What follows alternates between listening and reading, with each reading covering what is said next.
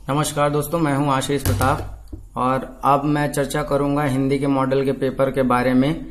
ये हिंदी का जो मॉडल पेपर है ये पूरा बहुत ही अनुभवी टीचर्स के द्वारा बनाया गया है, जिसमें बहुत ही महत्वपूर्ण जो क्वेश्चंस हैं उनका संकलन किया गया है।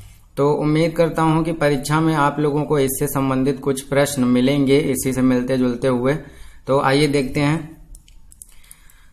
अनजान सुजान सदा कल्याण लोकोक्ति का भावार्थ है। इसका भावार्थ है मूर्ख और ज्ञानी दोनों मजे में रहते हैं। अनजान सुजान सदा कल्याण, ये कल्याण लिखा हुआ है तो इसको आप कुछ और नहीं समझिएगा। अनजान सुजान सदा कल्याण, इसका अर्थ है मूर्ख और ज्ञानी दोनों मजे में रहते हैं। दूसरा क्वेश्चन है, दुष्ट अपनी दुष्टता नहीं छोड़ता, इसके लिए उचित लोकोक्ति क्या है? कबहु निरामिष होए न कागा। इसको दूसरी तरीके से पूछा जा सकता है, ये क्वेश्चन में दिया जा सकता है कबहु निरामिष होए न कागा, और पूछा जाएगा कि इसका अर्थ क्या है। तो इसका अर्थ है दुष्ट अपनी दुष्टता नहीं छोड़ता है। थर्ड क्वेश्चन, कवि शब्द में संज्ञा है, व्यक्तिवाचक संज्ञा है। ज्ञा को वर्णमाला में माना जाता है, संयुक्त व्यंजन। अगला है कनक शब्द के अर्थ। सोना और धतूरा हम लोग पढ़ते ही हैं, कनक कनकते सौगुनी मादकता अधिकाय। तो सोना धतूरा के अलावा गेहूं को भी कनक बोला जाता है। 6 नंबर है, विसर्ग संधि का उदाहरण है अतएव। अतएव विसर्ग संधि का उदाहरण है। हो सकता है पूछा जाए कि अतएव किस संधि का उदाहरण है, तो ये विसर्ग संधि का उदाहरण है। 7 नंबर, शब्दकोश में निम्नलिखित में से पहले कौन आएगा? तो ये इस तरह के क्वेश्चन आते भी हैं, तो इसमें आपको ध्यान रखना होगा कौन सा अक्षर पहले आता है, तो उसी हिसाब से उनको डिक्शनरी में भी रखा जाता है। तो प्याऊ शब्द, आधा पा वाले शब्द, और उसके बाद देखिए आधा पा के 2 हैं, तो इसके बाद हम अगला जो अक्षर है वो देखेंगे। यहाँ पे या है, यहाँ ला है, तो या के बाद ला आता है, इस वजह से ये प्याऊ यहाँ का सही आंसर होगा। 8 नंबर, वर्तनी की दृष्टि से शुद्ध शब्द है प्रत्यूष। इच्छा गलत है, आवाहन गलत है, श्रृंगार गलत है, यहाँ पे केवल ये वाला लगता है। निम्नलिखित में से सकर्मक क्रिया है पढ़ना। अनुलंब अनुलग्न का सही अर्थ युग्म। अनुलंब और अनुलग्न, इसका मतलब अनिश्चित होता है। अनुलंब का मतलब अनिश्चित और अनुलग्न का मतलब किसी के साथ जुड़ा हुआ। तो इसका सही अर्थ ये होगा, सही ऑप्शन जो है। 11 नंबर, युगीन और ग्रामीण में कौन सा प्रत्यय है? तो ईन प्रत्यय है। रंगमंच पर पर्दे के पीछे का स्थान कहलाता है नेपथ्य। इंद्र के पर्यायवाची हैं, ये आपके लिए बहुत इंपॉर्टेंट है इंद्र के पर्यायवाची, और इसमें विशेष तौर से मधवा, क्योंकि ये संस्कृत में भी पूछा जाता है। इंद्र के पर्यायवाची मधवा, पुरंदर, उपेंद्र, अंशुमाली। प्रत्येक पाठ के प्रारंभ में होना चाहिए क्या? प्रस्तावना होनी चाहिए। इसके बाद आगे बढ़ते हैं। भाषा प्रवाह तथा अभिव्यक्ति कौशल के मूल्यांकन का उपयुक्त तरीका है मौखिक वार्तालाप। दुसाध्य में कौन सा उपसर्ग है? दुस उपसर्ग है। बदतमीज में कौन सा उपसर्ग है? बद उपसर्ग है। ईमानदार, गुलाबी, झगड़ालू में तद्धित प्रत्यय है। कड़वाहट में कौन सा प्रत्यय है? तद्धित प्रत्यय। सूक्ष्म का विपरीत स्थूल होता है, इसको याद कर लेना, इंपॉर्टेंट है। सूक्ष्म का स्थूल होता है। आदित्य के पर्यायवाची दिवाकर, भास्कर, दिनकर। आलस्य शब्द का विशेषण आलसी होता है। 23 नंबर है, मैं अपने आप काम कर लूंगा। वाक्य में आप शब्द में कौन सा सर्वनाम है? तो निजवाचक सर्वनाम है इसमें। गल्प का अर्थ है डींग। हिंदी दिवस मनाया जाता है 14 सितंबर को। पंचतंत्र के लेखक विष्णु शर्मा। 27 नंबर, जिसमें पूर्व पद विशेषण तथा उत्तर पद विशेष होता है उसे कहते हैं कर्मधारय समास। शुद्ध वर्तनी छांटिए। अनुगृहीत, अनुगृहीत होगा। यहाँ पे देखिए ये वाला र लगा है, ग्रा वाला, यहाँ पे भी ग्रा है, और यहाँ पे बड़े ऊ की मात्रा है, तो अनुग्रहित है। अनुग्रहित, अनुग्रहित ये वाला सही होगा। शुद्ध वाक्य चुनिए। हमारी सौभाग्यवती कन्या का विवाह होने जा रहा है। हमारी आयुष्मती कन्या का विवाह होने जा रहा है, तो इसमें सबसे बेस्ट यही होगा। हमारी चिरंजीवी, हमारी आयुष्मती कन्या का विवाह होने जा रही है। तो ये यहाँ पे गलत है, सबसे सही होगा हमारी आयुष्मती कन्या का विवाह होने जा रहा है। फिर देखिए व्याकरण से संबंधित क्वेश्चंस हैं। अल्प प्राण ध्वनियों का समूह कौन सा है? तो चा, जा और इया, ये अल्प प्राण शब्दों का समूह है, अल्प प्राण ध्वनियों का समूह है। नेक्स्ट है वर्ण शब्द का अर्थ क्या नहीं होता है? तो वर्ण का मतलब रंग भी होता है, जात भी होता है, अक्षर भी होता है, आकाश नहीं होता है। कौन सा वर्ण ओष्ठव नहीं है?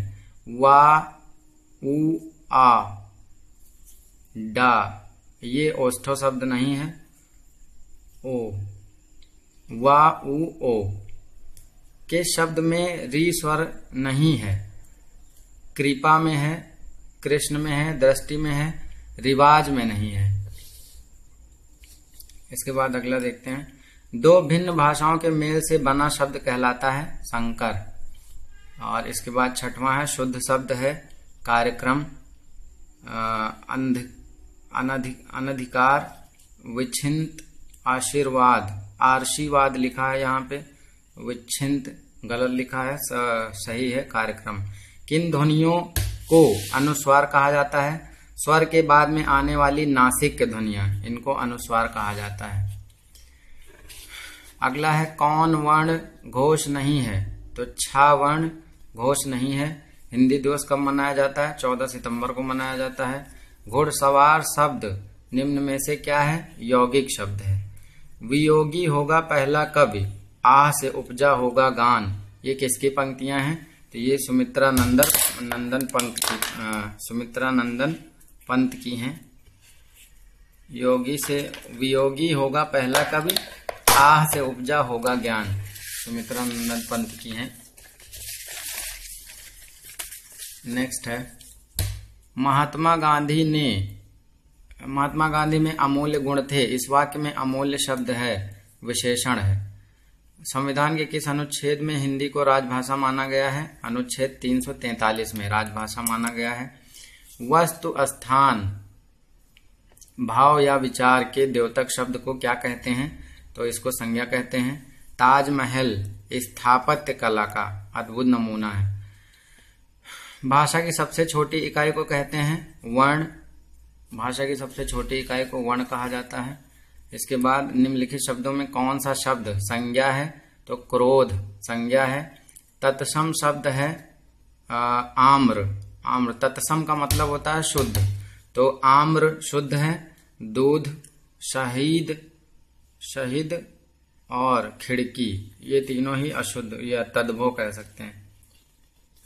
तद्भव शब्द अब इसमें ढूंढना है, तो तद्भव है मुंह, बैंक, अमीर, अग्नि, ये सारे तत्सम हैं। निम्नलिखित शब्दों में कौन सा देशी शब्द है? फटाफट। आदमी कैसा शब्द है? आदमी विदेशी शब्द है। रेलगाड़ी निम्न में से कौन सा शब्द है? ये संकर शब्द है, रेलगाड़ी। व्याकरणिक प्रकार के आधार पर शब्दों के भेदों के लिए सही विकल्प चुनिए। तो व्याकरणिक आधार पर प्रकार के आधार पर शब्द दो प्रकार के होते हैं, विकारी और अविकारी। इसके बाद युवराज सिंह ने एक ओवर में 6 छक्के लगाए, इस वाक्य में उद्देश्य है युवराज सिंह। नेक्स्ट है निम्न में से अल्प प्राण वर्ण कौन से हैं? तो का और गा अल्प प्राण हैं। ए तथा ऐ वर्ण क्या कहलाते हैं? कंठ तालव्य। ए और ऐ कंठ तालव्य कहलाते हैं। किस व्यंजन में द्वित्व व्यंजन है? तो दिल्ली में द्वित्व व्यंजन है। निम्नलिखित में से कौन सा घोष वर्ण है? माँ घोष वर्ण है। का, खा, जा, फा ध्वनियां किसकी हैं? अरबी फारसी ध्वनियां हैं, का, खा, जा, फा। ज्ञा वर्ण किन वर्णों के संयोग से बना है? तो ज्ञा को ध्यान रखिएगा, इसमें अक्सर लोग गलती करते हैं। जा और इया को जोड़कर ज्ञा बना है। जा में नीचे हलंत रहेगा, ये ध्यान देना। हिंदी शब्दकोश में छा का क्रम किस वर्ण के बाद आता है? का के बाद आता है। जब आप डिक्शनरी में देखेंगे तो का के बाद छा से छतरी वाले वर्ण वाले शब्द आपको मिलेंगे, ये ध्यान रखना। अनुनासिक व्यंजन कौन से होते हैं? वर्ग के पंचमा अक्षर, अनुनासिक होते हैं।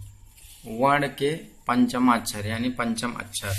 कपीश में प्रयुक्त संधि का नाम है दीर्घ संधि। वृद्धि संधि का उदाहरण नहीं है, सदैव उदाहरण है, परमो दार्य उदाहरण है, मौज है, मनोहर नहीं है। नायक में प्रयुक्त संधि का नाम है अयादि संधि, नेधन अक। चंद्रोदय में संधि है गुण संधि। कक्षा 1 व 2 के बच्चों के लिए आप किस तरह की कहानी का चयन करेंगे, तो इसमें है डी ऑप्शन, जिसके शब्दों, वाक्यों और घटनाओं के वर्णन की शैली चित्रात्मक हो। बिल्कुल सही बात है। 14 पृथ्वीराज रासो किस काल की रचना है, आदिकाल की रचना है। तो पृथ्वीराज रासो के लेखक चंद्रबरदाई। दीपदान एकांकी के लेखक राम कुमार वर्मा है। दीपदान एकांकी के लेखक राम कुमार वर्मा है। अंतिम प्रश्न के क्वेश्चन देख लेते हैं जल्दी से। भाववाचक संज्ञा के अंतर्गत आते हैं, तो इसके अंतर्गत गुण, दोष आदि आते हैं। किस समूह के सभी सर्वनाम प्रश्नवाचक हैं, कौन, क्या, किसने, ये सभी प्रश्नवाचक हैं। पुस्तक से विशेषण बनेगा पुस्तकी, तो पुस्तक से विशेषण अगर कहा जाए तो पुस्तकी विशेषण बनेगा। निम्नलिखित में से कौन सा दंतव्य वर्ण है, ता वर्ण दंतव्य, मतलब इसको बोलने में दांत में टच होती है, टंग। हिंदी शब्दकोश में पहले आने वाला शब्द है वक्त, वरक, वक्र, वर्ग। तो वक्त पहले आएगा।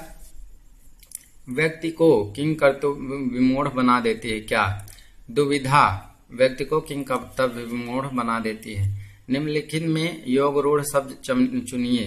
चक्रपाणी योग रूढ़ है। हिंदी शब्दकोश के अनुसार संतान, सकल, सचल, सक्षम शब्दों का सही क्रम है संतान, सकल, सक्षम, सचल। तो ये शब्दकोश में ढूंढने के आधार पे इनका क्रम दिया गया है। इसके बाद रामचरितमानस की बुढ़ापा शब्द कैसी संज्ञा है, बुढ़ापा भाववाचक संज्ञा है। रामचरितमानस की भाषा कैसी है, अवधी भाषा है। उपचारात्मक शिक्षण की सफलता निर्भर करती है समस्याओं के कारणों की सही पहचान पर। पेडागॉजी का क्वेश्चन है।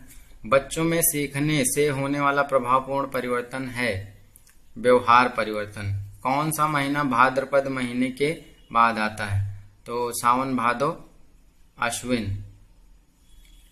इसके बाद अश्विन। मानस का हंस के लेखक कौन है, तो मानस का हंस अमृतलाल नागर ने लिखा है, अमृतलाल नागर ने। सीख वे मुझसे, सखी वे मुझसे कहकर जाते, ये किसकी पंक्ति हैं, तो ये मैथिली शरण गुप्त की पंक्तियां हैं। सखी वे मुझसे कहकर जाते, मैथिली शरण गुप्त। तो दोस्तों हिंदी में फिलहाल इतना ही। देखने के लिए बहुत बहुत धन्यवाद। अच्छे से तैयार कर लीजिएगा क्वेश्चन सारे।